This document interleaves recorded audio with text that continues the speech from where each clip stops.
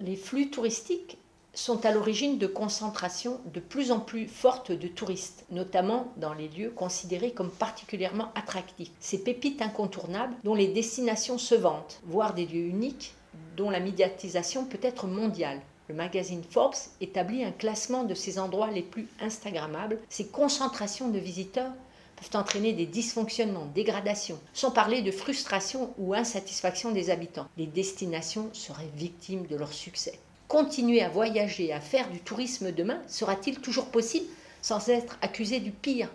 La vision péjorative du terme tourisme perdure. Le terme surtourisme est apparu dans un article du Monde en 2018, évoquant un secteur au bord de l'overdose. L'appellation est donc récente, mais la réalité qu'elle entend décrire est ancienne. En effet, la dénonciation de l'excès de touristes est vieille comme le tourisme, ou presque. En 1843, Victor Hugo critiquait les pratiques touristiques à Biarritz. L'académicien Jean Mitzler écrivait pour sa part « Le tourisme est l'industrie qui consiste à transporter des gens qui seraient mieux chez eux vers des endroits qui seraient mieux sans eux ». En juillet 2022, l'hebdomadaire Le Point s'interrogeait. Pourquoi nous détestons les touristes? C'est la mondialisation d'un tourisme en croissance exponentielle, qualifié de troisième révolution touristique par Philippe Viollier, qui relance les moqueries et autres critiques.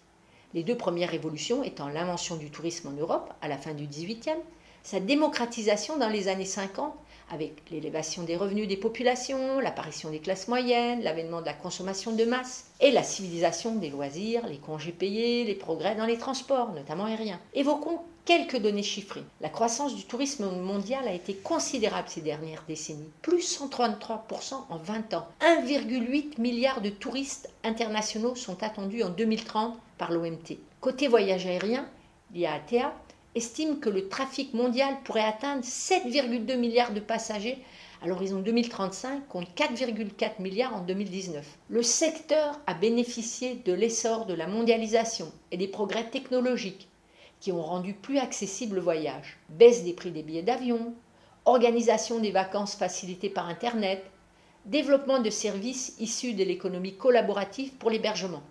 Ce mouvement est également nourri par les flux de nouveaux touristes émanant des pays émergents. Les effets négatifs des flux touristiques excessifs, du surtourisme et de la surfréquentation. Le surtourisme, overtourisme en anglais, est défini par l'OMT comme étant l'impact du tourisme sur une destination ou des parties de celle-ci qui influence de manière excessive la qualité de vie perçue par les citoyens et ou la qualité des expériences des visiteurs d'une manière négative. Il s'agit autrement dit d'un mauvais usage d'un espace provoqué par la présence d'un nombre de visiteurs supérieur à ce que le territoire a la capacité d'absorber. Le fait que davantage de gens puissent voyager est plutôt une bonne nouvelle pour la croissance et l'emploi. Le problème est que ces foules de voyageurs ont tendance à se concentrer sur un nombre limité de destinations au point de saturer les infrastructures de transport et d'accueil et de créer des déséquilibres au niveau local.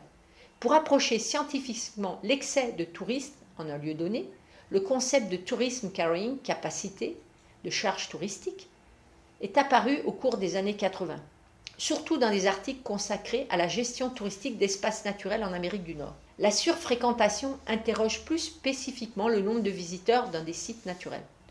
Cela étant, il paraît encore difficile de définir véritablement à partir de quel moment, de quelle densité de visiteurs on peut évoquer cette surfréquentation. La saturation est affaire de perception, mais nécessite également des données fiables. Elle pose la question du consentement des destinations et des parties prenantes.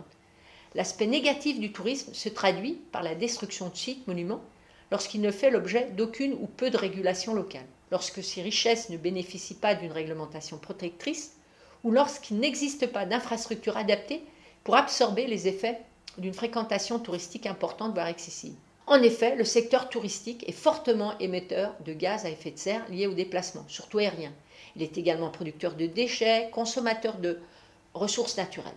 Dans une seconde vidéo, nous parlerons de la manière de réguler ce tourisme.